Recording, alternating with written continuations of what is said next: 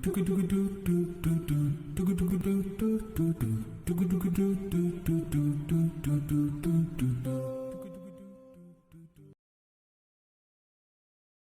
alaikum wa rahmatullahi wa barakatuhu. Welcome to another episode of Light-Hearted Dads.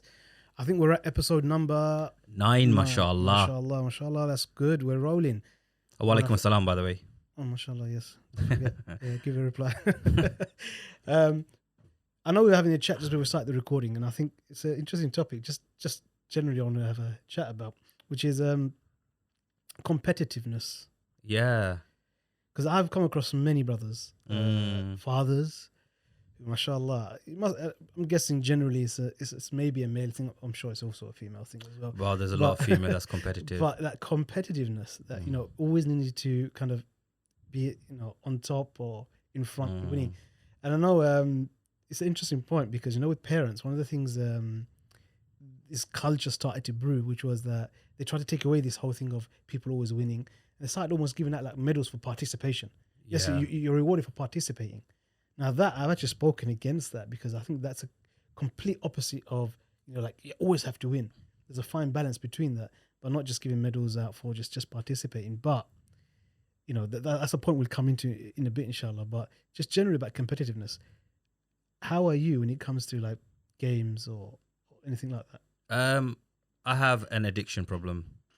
You're addicted to games. I'm addicted to becoming the best or a champion or among the elite.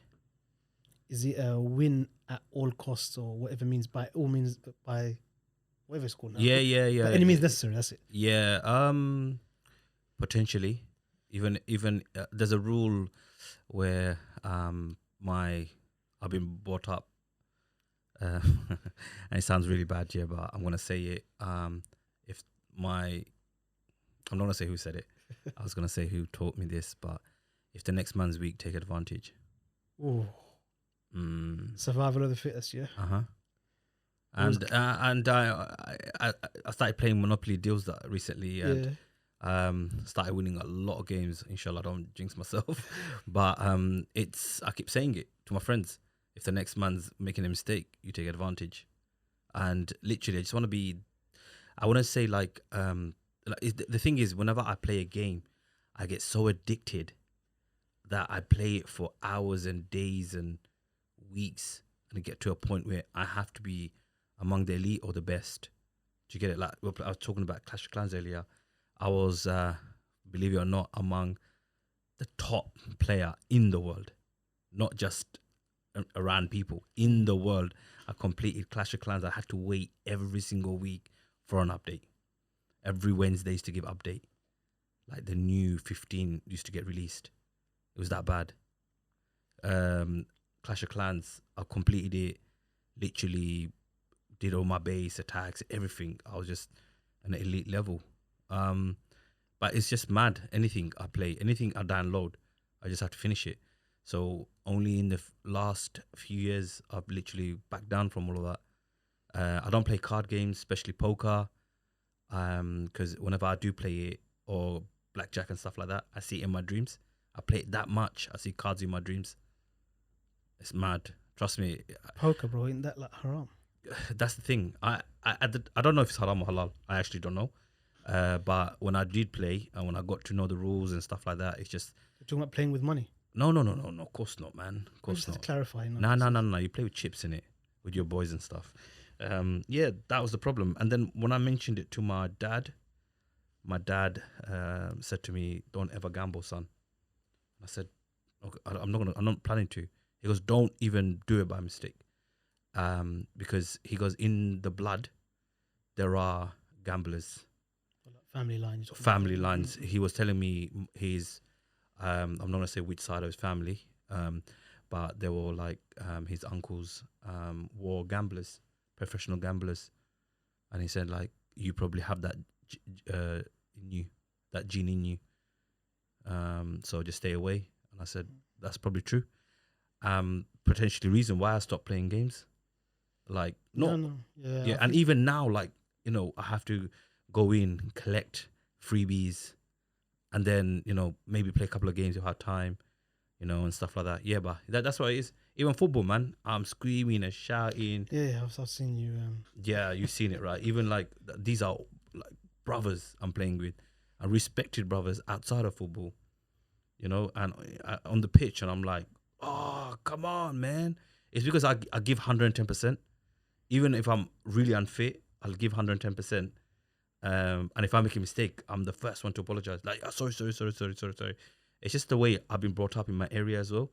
My area boys were very, very competitive, and they used to always scream at the younger ones. Like literally, me, my younger brother, my age group, we grew up with the older lots just screaming and shouting at us. Like even if we were good, it was just like screaming and shouting. And we did the same to the other younger lots. To get it, and I took that with me everywhere I went, like screaming and shouting at football. Yeah, no. I've noticed that, especially in football, and a lot of brothers. Yeah. Yeah, they almost become a different person. Yeah. When it's on the pitch, I've always think, I'm not good at football at all, but I'll play just to have fun and die. But that's it really. But sometimes I feel like what is it? Why are people so aggressive maybe on the pitch? It's almost like they lose all sense. It's like something takes over, an animal takes over. There's loads of things, yeah. One of them is like people just don't like losing. Yeah. Second thing is it's the you have to win mentality. Like, that you can't be a loser.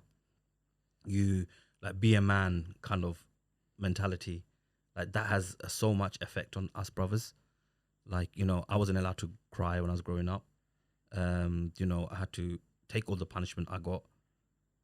Like even if I'm a kid, doesn't matter. A punching, I told you many times, a punching bag for many people in my family. No, I don't know, man. What's going on? John, just put it on the side there. Just see if it goes out your pocket. Doesn't do anything. I don't know. I don't think it's that then. Yeah, maybe it's. Oh, we're in 9 minutes in. Okay, I'll tell Adam to cut that bit out. But yeah, It's gone now. Oh, it's there. Don't worry. We're just gonna have to just keep on going. okay, that's fine. Yeah, so I was saying that mentality of continuously being a man, strong, and all that stuff. Yeah, punching bag and stuff like that. So that kind of like it's among our culture a lot. You see it among the Asian community. Well, I think it's everywhere. It is, especially among men, like as you mentioned. But just don't know, man. I just think it's our upbringing. We have to be competitive, or be among, be a survivor. That's it. I think you've touched on a few points there. I think that last one's important, interesting one, which is about, especially being, say, an ethnic minority. Your kind of survival instincts have to kick in. I know we talked about it before about discrimination and Islamophobia and so forth, but sometimes, you need to kind of introduce this whole thing of survival. How do you survive? So that's one point. The other one is, like you mentioned, it's a tradition. It's not necessarily within our culture here, just a Bangladeshi culture or a kind of any other culture. It's just, I think, across the board, it's been over generations, which is men are supposed to be tough, they're meant to be hard, they don't cry. And I've talked about this briefly before, but this has led to a lot of issues with adult males today, where they're suffering from depression, anxiety, and other things, because what's happened as a child, they've gone through emotional pain and they've never been able to process it. And if you don't process your emotional pain and understand it and actually get on top of it, then these things build up over time. And then when you suffer the similar emotional pain, but for maybe a greater issue, you don't know how to overcome it. Yeah. This can lead to a lot of issues, depression and whatnot. So I always say, you have to be very mindful. No, people have to be allowed to let out their emotions.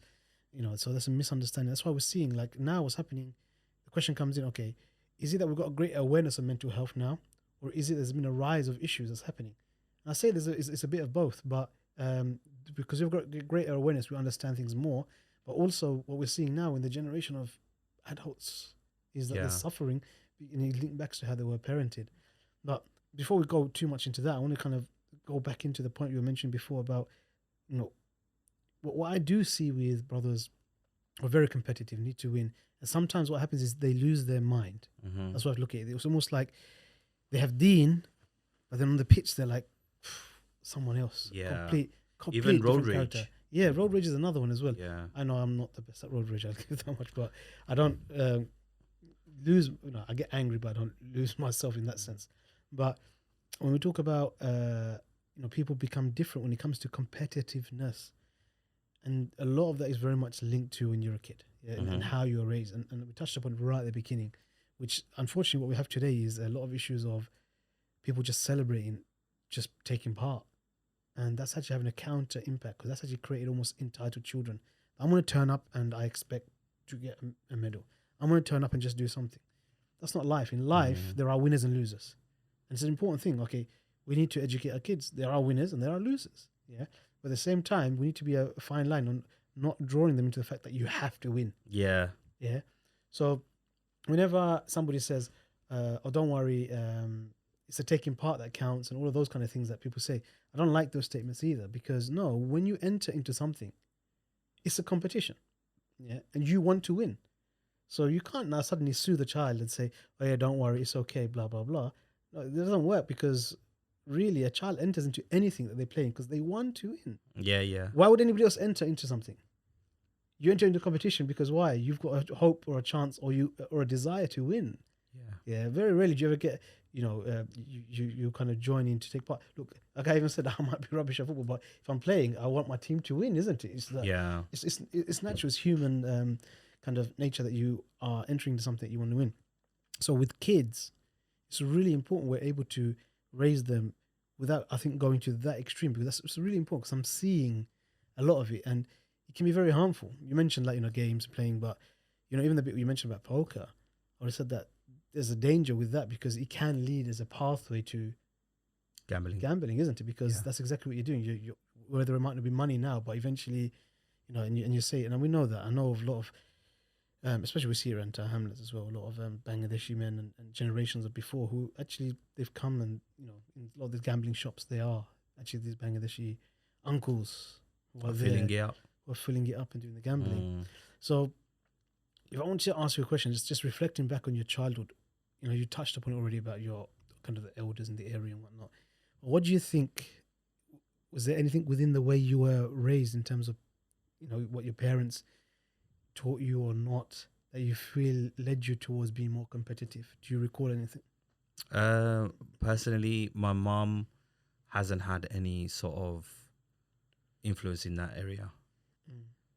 Whereas my dad was he's always used to make me fight my siblings. We used to fight each other.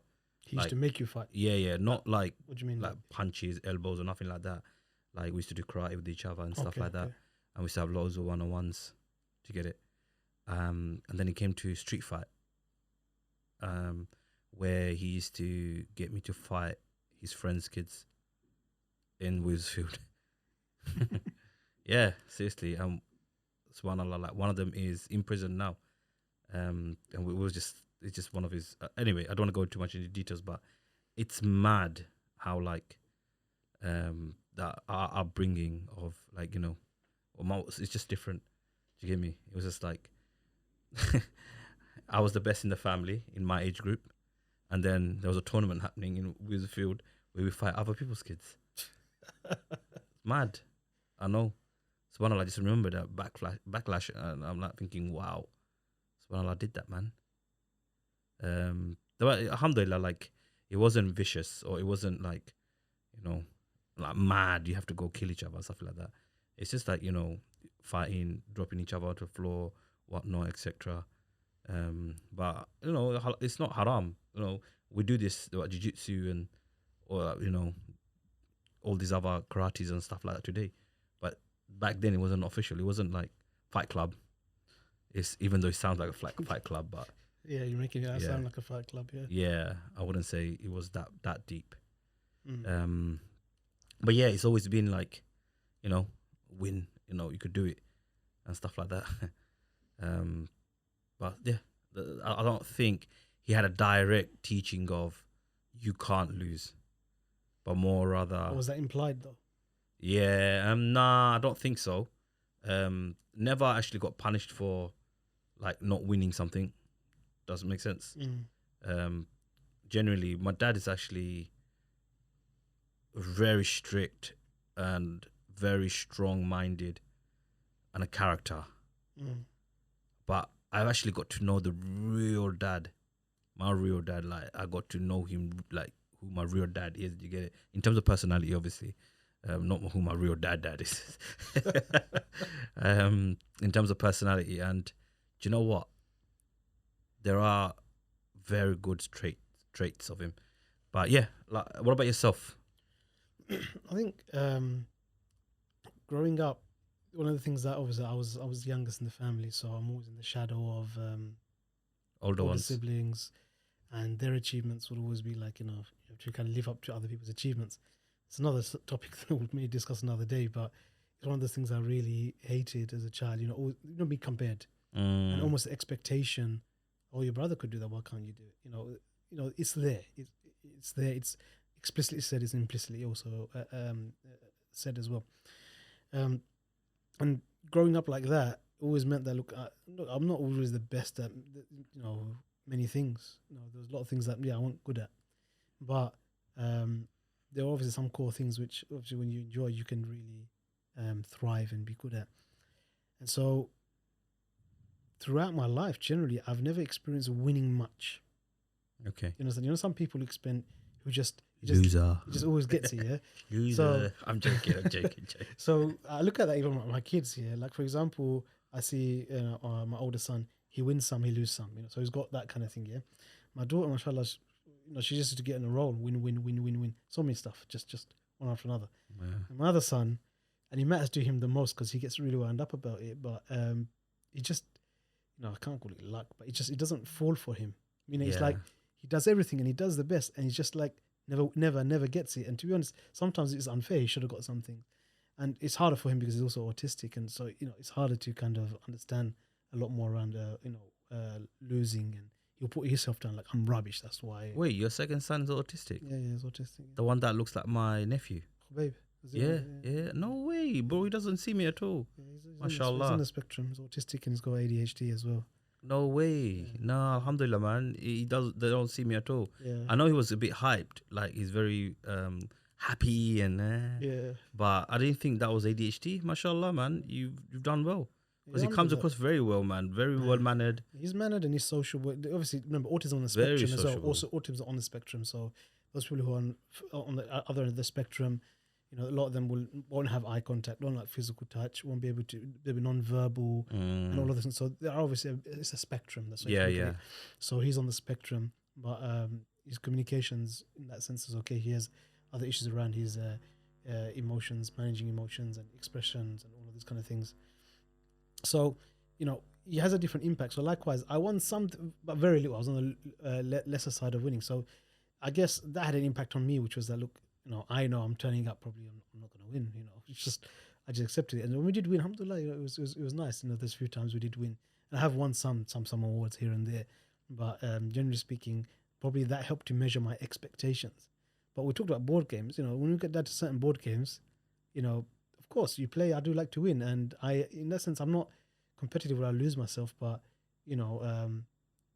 I know I can win those ones. I can win the game. So I think we need to have a game, obviously, one time. Let's see how good you really are. Yeah, but I do well with in my board games. I do like solving puzzles, riddles, murder mystery. Those kind of things. These are my kind of always been an interest from a young child, really. That's something my mom's was interested in as well, and so I kind of got into that. But the issue we have is, with kids, you want to raise kids where they, and this was the main part because this links to studies as well. Okay. And one of the things that I always do with the kids, and I say to my kids, look, I have no expectation of grades for my children. Yeah, so, and that's a really important thing because if you look back in your own life, a lot of the time especially when you go to say GCSEs, A levels, and so on, probably those two more so, your degree, you're a different age as well. But at those stages, you feel pressure of exams. Yeah. And a lot of the times, the pressure you're feeling is because there's an expectation for you to meet certain grades. Yeah. And a lot of the times you don't realize it, but that's a heavy weight. So when you're stressing, oh, I'm from my exams, yeah, it's a lot of the times it can be because of the fact that you're feeling, oh no, I'm going to disappoint my parents. My parents are expecting certain things. As you get older, the expectation starts flipping, because then it's almost like I don't really care about what they think, because you've got a certain expectation. But especially in the earlier years, a lot of it is around, parents. And so there are some kids. I remember there's one kid who, when I was in school, man, he was expected to always get his A stars, and if he flopped, he went home. He was a Chinese boy, but he went home and basically he would mention he'd get beats basically, and he would get punishment for not doing, because he's expected to get a full flush of kind of A stars. Yeah. So that has a massive impact, because there's expectation that you have to win now, or you have to succeed. I say to the kids, if you remove those expectations, a massive pressure and a weight goes off the shoulders. Yeah. Because what you want to instill in your children, But not necessarily you'll get the right grades then. no, you're not talking about pressure to get the grades. What it is the focus for us should be putting effort in. Yeah. Yeah. For every one of our children, we have to do our best. And this is the principle of deen, isn't it? That when we do something, we should put ihsan, do it to our utmost best ability. So what you're trying to instill in children is doing your best. That's the most important thing, doing your best. So when it links to games, when you do anything, you give your best, you do your best. Yeah. Okay. So then what happens is, if your expectation is, look, you're going to do your best. Yeah, that's all I care about. At the end of the exams, the results come. Right. You did well, mashallah, excellent. Yeah? You didn't do so well. Okay, so there's two conversations to be had. Okay, one, did you think you did your best? You look at self-criticism. I know I could have done a bit better. I could have just revised that bit more. I could have done this, I could have done that. Okay, now you know. It's a learning, isn't it? It doesn't work. Yeah, and then the other side is, if you haven't done your best, if you haven't, and if you have done your best, because sometimes you can do your best, but it just doesn't work out. Yeah. Many factors could have affected why you didn't do it, but that's it could just be down to your ability as well. Yeah, it can be. But again, each ability is different. That's why every person needs to do it to their ability, to their utmost, to their best.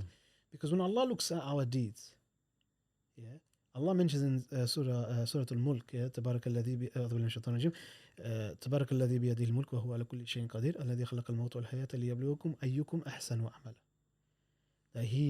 That is based upon what أحسن عملا. Here he's referring to the one of you who is the best indeed, not the most. Yeah. So Allah always talks about your effort, ihsan, in what you do. Now your best in your deed won't always be the same as my best in my deed. You talk to a millionaire, and you talk to a poor person, The poor person gives £1. That could be the most he could possibly give, and the weight of that action, because of his situation, all of those things, is based on his effort as well. Yeah, is weightier than a millionaire who's giving £1,000, £2,000, whatever, because it's not nothing really heavy or hard for him. So they're all very much intrinsically linked, which is that we're talking about effort, doing your utmost. Yeah. And that's what you need to instill within children. So that takes a massive pressure off it. So it doesn't mean now you're going to relax and say, oh, don't do any studies. No. You tell them, study, put your effort in. Work, put your effort in. And this is where you support your children about effort. It's different than saying, I expect you to get A stars. Of now it's different. It's 1 to 9, isn't it? Yeah. And stuff. Yeah. So if you expect a certain grade, it puts a certain pressure on. You need to now flip it and do it, which is that put the effort in. Put your effort in and support your child to put the best amount of effort in to their utmost. Yeah. And then you do the exams, because there's two key things. There's effort and there's outcome. Now I believe that with effort comes good outcome. But no, they're actually not linked.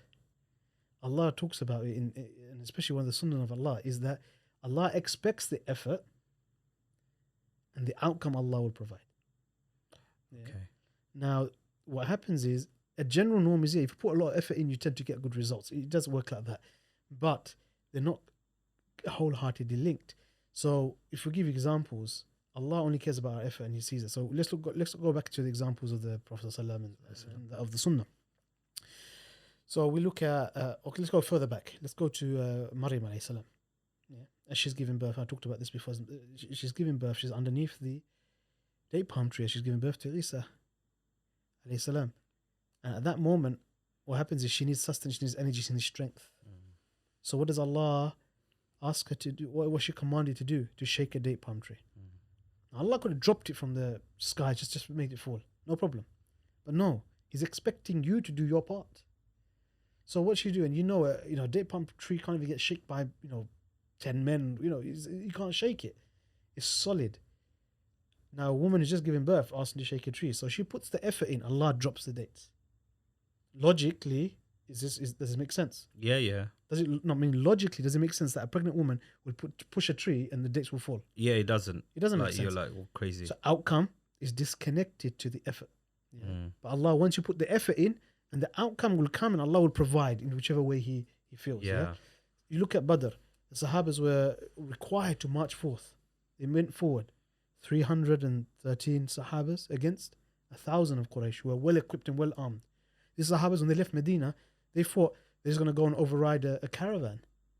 So they weren't prepared. It's like going out in your sandals for a fight. Imagine, that's what it means. They weren't prepared for a fight. They've gone there, and that's it. Now they've been required. Look, let's go forward and meet with the enemies. And so they did. They went forward. And what happened? They were outnumbered 3-1. So what happened is logic defies. They're going to get slaughtered. But no, what happens? Allah provided the assistance. The angels came down. Jibril came on his war horse. And then that's it. They defeated the Quraysh. Outcome doesn't, is disconnected. You see what I mean? Yeah. So Allah throughout it always is looking at your effort. So Islamically, if we're raising our children to say, look, we need to put our best effort in. And that's across everything in our life. From deen to the dunya. We put our utmost. Allah teaches about ihsan. We put ihsan into it. Yeah? Then what happens is the outcome is from Allah. Meaning once you do it, the outcome, Allah can give you something. Allah may take it away from you. Yeah, you could spend an X amount of money on something and the fruits may not come from it at the end. You could invest thousands and just lose it. Yeah, you should know this is probably more of your area. It can happen, but sometimes at the same time, you can put it in, but then you can get a greater outcome from it. Sometimes it doesn't make sense. Sometimes something happens that's illogical. Sometimes, it doesn't make sense, as I said. But the main thing we need to focus and raise our children is put effort in. And that's the key message. So, like I said, I don't want to take you away to say, oh, you just don't care about kids or do what you like and then eventually you pass. No, with the effort means you're actually putting time in, you're putting commitment in, you're doing those things. But if you can remove that expectation to say, look, I expect you to get an A star. Or remove the expectation to say, I expect you to win. I said, no, put your 100% in. At the end of it, whatever the outcome is, if you win, alhamdulillah, what did you do well? What do you think you did well? Repeat that. Yeah. If you didn't get the outcome you were hoping to get, or maybe the best grade to get, then okay, let's have that chat. Okay, do you feel you put your best in? No. If you didn't, then next time, look, put your effort in these areas. Inshallah, outcome can be better. And sometimes you feel, no, I did my best. I can't do any better. I did literally 100%. Then qaddar Allah. It was from Allah. It was meant to be. Allah had planned something different for you. Maybe it's part of your journey that Allah is guiding you not to go this way, but to go that way. So that's what I mean with children. We need to raise them in that manner. So that will take away element of competitiveness without completely smashing it. Because can you see, it's important that we do put our effort in, because sometimes and not just become like, oh, we're just going to turn up and we're going to win. That's not how it's supposed to be, because I hate that other extreme. That you just get a medal for participating. No, that's not it. Yeah. You get me? The far right. Yeah. So, that's the thought. So I don't know what you think. I know you were disagreeing in the middle, maybe. You know what? I'm just sitting here and what I'm thinking is, this is literally what I needed to hear.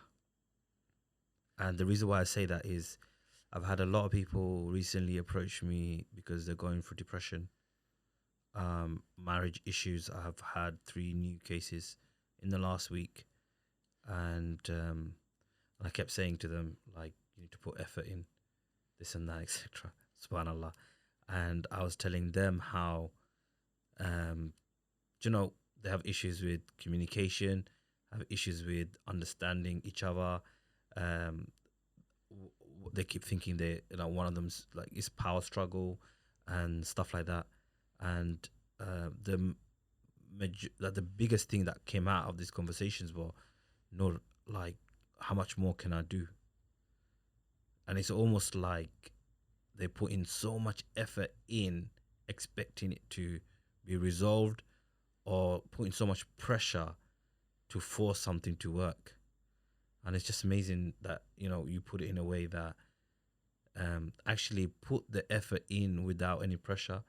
Yeah, or have some sort of pressure anyway, but not like overly saying expecting it to be resolved. And like even depression, there's people, the person was telling me like, I can't do nothing, I'm paralyzed, like head to toe, I don't feel like doing nothing, blah blah blah, etc. But it was just the effort. You're not putting any effort in, and they're like, yeah, I'm doing namaz, I'm Quran and all that stuff and etc. But there's more effort to put in, like to keep carrying on, going and going and going. And if you are listening, subhanAllah, I will forward this to you. As Brother Nuri said, like effort and expecting the outcome to be, not expecting what the outcome to be, rather believe in Allah, have faith in Allah. You make dua.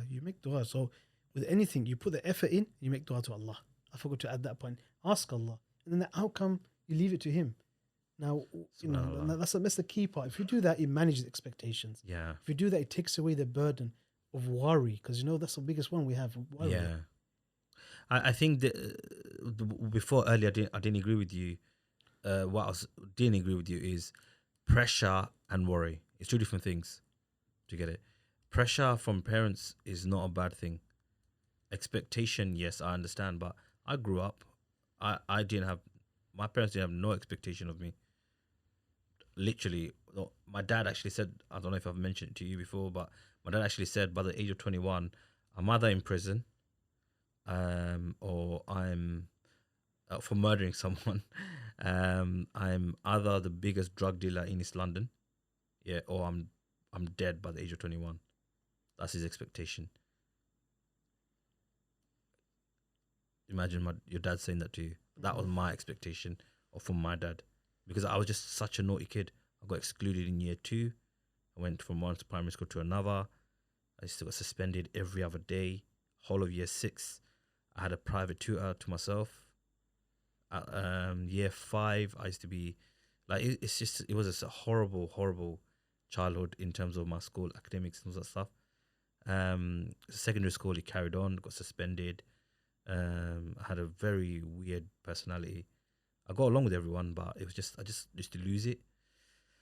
And then subhanAllah, when I did my GCSEs, I bunked whole of half year 10, whole of year 11, and it was the last 2 months of GCSE time when one of the teachers, Mr. Mia, like, Allah bless him, man, grabbed me aside and said, "Nur, you're a bright kid, you know. You're just in the wrong crowd," or he said something along the lines of, "Just give me 2 months. Just give me 2 months of your time, and I promise you'll do well." And guess what, bro? I ended up with 9 GCSEs out of 10, and it was just like little effort.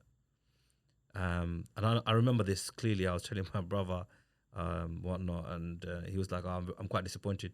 My older brother was telling me that he was quite disappointed with my results because he expected me to do much better.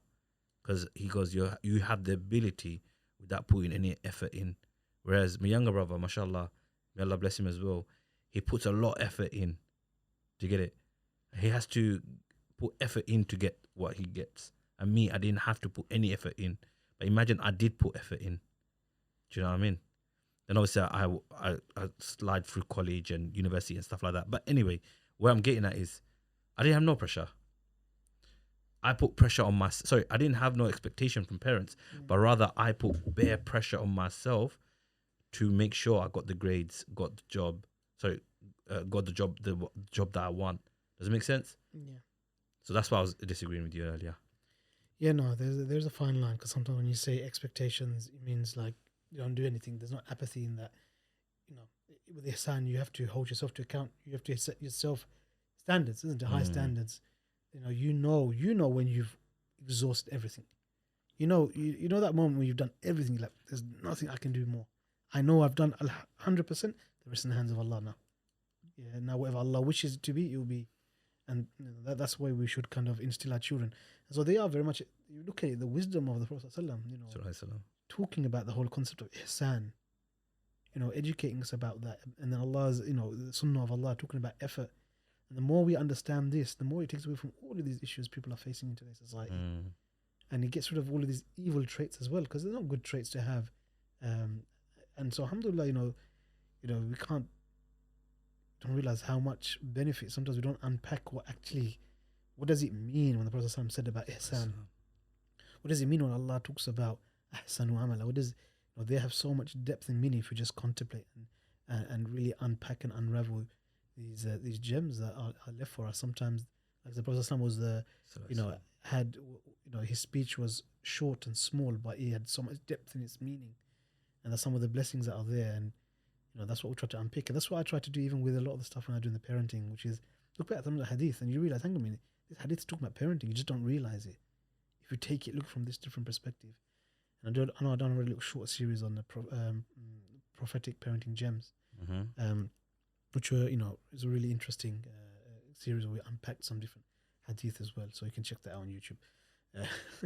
And inshallah, we'll conclude with that. But I think it's an important discussion we need to. Surprising. I didn't expect this conversation today. I was expecting something completely different, but subhanallah, it was good actually.